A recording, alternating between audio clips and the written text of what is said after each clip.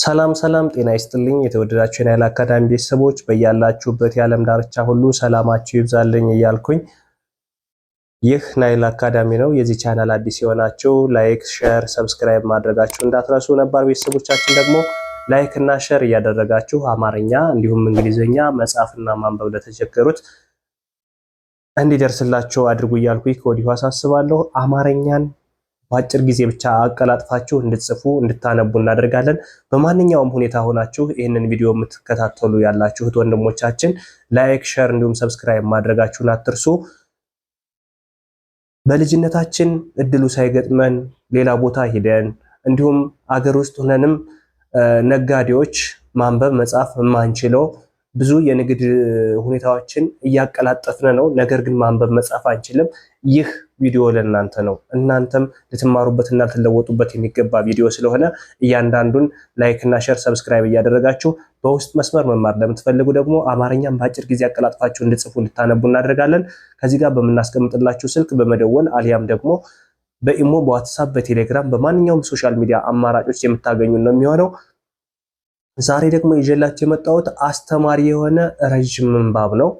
ረጅም ምንባብ እንዴት አድርገን እናነባለን?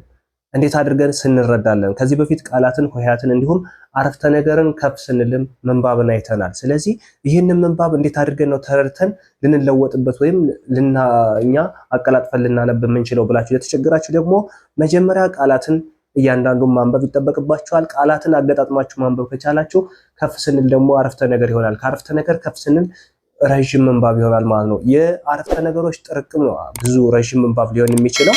አንድን አረፍተ ነገር በአንድ አፍታ ማንበብ ከቻልነ ይህንን ረጅም ምንባብ ለማንበብ በፍጹም የማንቸገርበት ሁኔታ ነው ማለት ነው። ስለዚህ ይሄ ረጅም ምንባብ ብቻ ሳይሆን አስተማሪ የሆነ ትምህርትም ስለሆነ ረጋ ብላችሁ ከፊደል ከመለየትና ከማንበብ ከመጻፍ በተጨማሪ ለህይወታችን ጥሩ ምግብ ይሆናል ብዬ ያሰብኩትም ስለሆነ ከመጀመሪያው እስከ መጨረሻው ቪዲዮውን ረጋ ብላችሁ ለመከታተል ሞክሩ። እስከ መጨረሻው አብራችሁ ይቆዩ።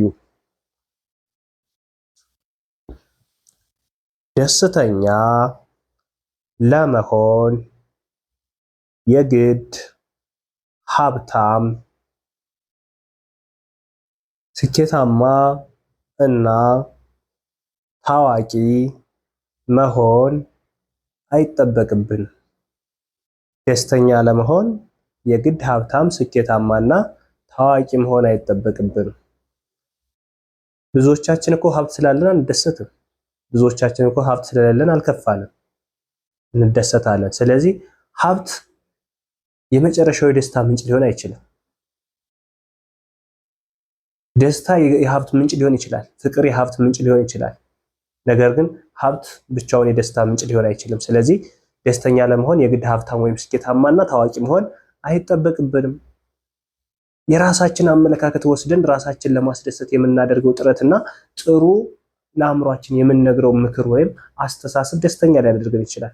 ከዛ ውጭ ግን ቤታችን ቢሞላ ቢተርፍ ምንም አይነት ደስታ ላይኖረን ይችላል። ገንዘብ ብቻውን ደስተኛ ሊያደርገን አይችልም። ወይም ስኬታማ ብቻ ሊያስደስተን አይችልም። ስኬታማ በመሆናችን ብቻ በስኬት መካከል ብዙ መውደቆች እንዳሉ የታወቀ ነው።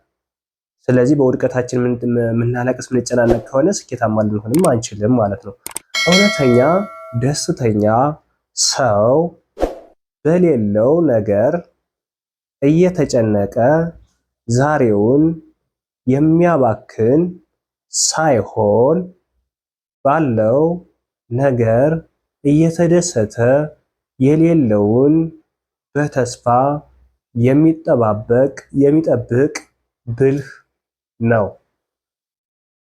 እውነተኛ ደስተኛ ማለት ምንድን ነው አለ? ባለው ነገር ብቻ የሚደሰት።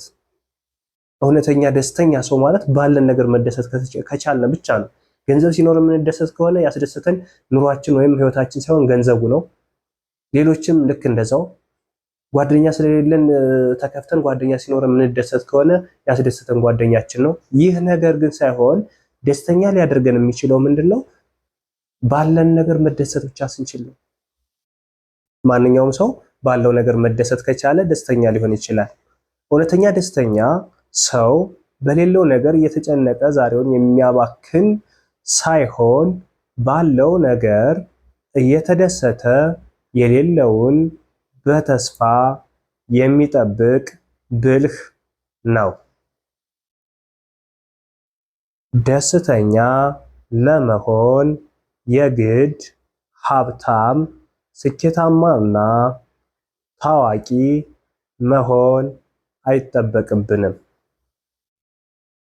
እውነተኛ ደስተኛ ሰው በሌለው ነገር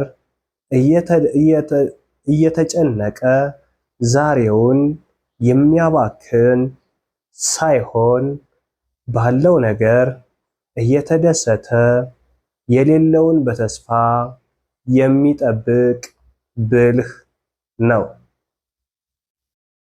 ብልህ ነው። ባለው ነገር እየተደሰተ የነገውን ደግሞ በተስፋ የሚጠብቅ ከሆነ ይህ ሰው ብልህ ሰው ነው።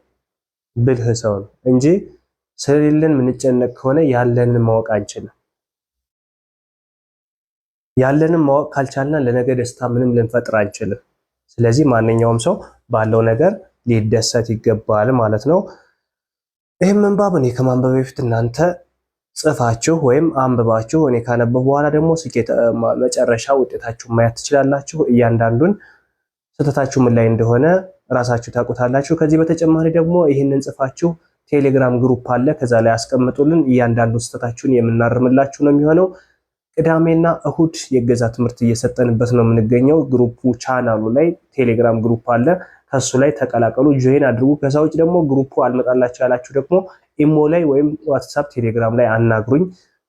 እንዲሁም ከዚህ በተጨማሪ በውስጥ መስመር መማር የምትፈልጉ ካላችሁ ደግሞ በቀጥታ በመደወል በኢሞ፣ በዋትስአፕ፣ በቴሌግራም በማንኛውም የሶሻል ሚዲያ አማራጮች ታገኙ ትችላላችሁ። አማርኛን በአጭር ቀን በአጭር ጊዜ ብቻ አቀላጥፋችሁ እንድታነቡና እንድትጽፉ እናደርጋለን። ከ3 ወር እስከ 4 ወር ባልበለጠ ጊዜ ብቻ አማርኛን ምንም አይነት ጀማሪዎች ምንም አይነት ፊደልን ለማታውቁ ሁሉ አቀላጥፋችሁ እንድታነቡ የምናደርግበት ቻናል ነው። ምናልባት ይህ ለወሬ ያህል ብቻ ሳይሆን በተግባር እያየነው ያለ ብዙ ተማሪዎች እየተለወጡበት ያለ ስለሆነ በሳምንት 5 ቀን ለተከታታይ ከሰኞ እስከ ዓርብ ለ1 ሰዓት ያህል በውስጥ መስመር እየተማሩ ያሉ ተማሪዎች ብዙ የተለወጡበትም ስለሆነ እናንተም ለመማር ለማንበብ ለማወቅ ለመጻፍ የምትፈልጉ ከሆነ ከማንኛውም ከዜሮ ተነስታችሁ ልትደውሉልን ትችላላችሁ። ኢቭን እንኳ አማርኛ መናገር የማትችሉ የሌላ ቋንቋ ተናጋሪዎች እንኳ ብትሆኑ አማርኛ እንድትናገሩ እንድትጽፉ እንድታነቡ ስለምናደርግ ማንኛውም ተስፋ ሳይቆርጥ ይህንን ቻናል ሰብስክራይብ በማድረግ መማር የሚፈልገውን ሁሉ እንዲማርና እንዲለወጥ እናደርጋለን። ምናልባት አሁን በወሬ ያህል ይህን ብላችሁ አይ ላይሆን ይችላል ብላችሁ ልታስቡ ትችላላችሁ። ነገር ግን በውስጥ ገብታችሁ ተምራችሁና ሌሎችን የተማሩትን ጠይቃችሁ ውጤታማ እንደምትሆኑ ነው የምነግራችሁ። በእርግጠኝነት በአጭር ጊዜ ብቻ እንድትጽፉ እንድታነቡ እናደርጋለን። አብራችሁ ስለነበራችሁ ከልብ እያመሰገንኩ በሌላ ክላስ ከምንገናኝ መልካም ጊዜ ይሆንላችሁ።